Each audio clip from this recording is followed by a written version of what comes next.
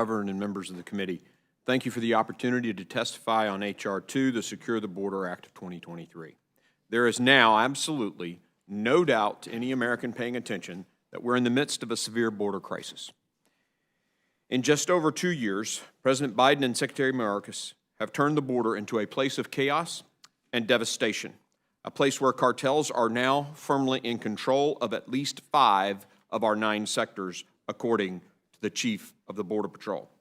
Since the Biden administration took office, there have been over 5 million encounters at the southwest border, 1.5 million known gotaways, and estimates by the Chief of Border Patrol of an additional 20% of gotaways that are completely unaccounted for. The numbers paint a horrifying picture. But if you look deeper, it gets worse. In just the first 6 months of this fiscal year, 80 people on the terrorist watch list were stopped by trying to cross the U.S.-Mexican border between ports of entry. Border Patrol arrested over 15,000 individuals with criminal convictions, and 14,000 pounds of fentanyl has been seized, enough to kill over 3.1 billion people, a third of the world, or the entire U.S. population 9 times over. Sadly, the true number of cartel and gang members, other criminals, and trafficked persons, as well as the quantity of illicit drugs that have all crossed our borders, will never be fully known. But what we do know is staggering. Given these facts, it's imperative that Congress take the necessary steps to ensure that the laws passed by this body are enforced. Our borders are secure and the American people are safe. I'm honored to be here with Chairman Jordan and Chairman McCall as we work toward this goal, the Secure the Border Act. Each of our committees has worked tirelessly over the past several months to craft this legislation, doing so through regular order.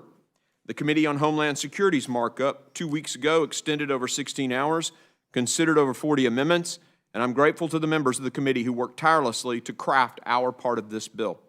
H.R. 2 addresses the immediate impact of the crisis by focusing on mitigating and stopping the surge of illegal aliens and drugs flowing across the U.S. borders, mainly between ports of entry.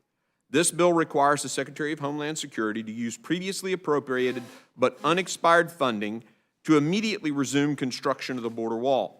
It also makes targeted investment in border technology by deploying the most effective technology available, such as advanced surveillance sensors and drones, and requires a 5-year technology investment plan to provide an analysis of security risks and capability gaps at and between ports of entry. This bill also demands transparency from DHS by requiring monthly reporting of critical border security data, including the number of known gotaways and known or suspected terrorists. The American people expect this type of transparency. It also authorizes and increases Operation Stone Garden grants to support state and local law enforcement who are bearing the brunt of this crisis as the federal government continues to fail in its mission. Lastly, the bill addresses the major staffing challenges at U.S. Border Patrol, which was just recently highlighted in a DHS Inspector General report laying out how the unsustainable conditions at our southwest border are negatively impacting the health and morale of the frontline law enforcement.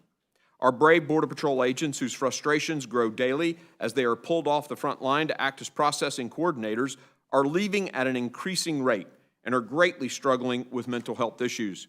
To address these issues, this bill includes retention bonuses for those frontline agents, mandates no fewer than 22,000 full-time equivalent agents, and also provides polygraph waiver authority for hiring flexibility.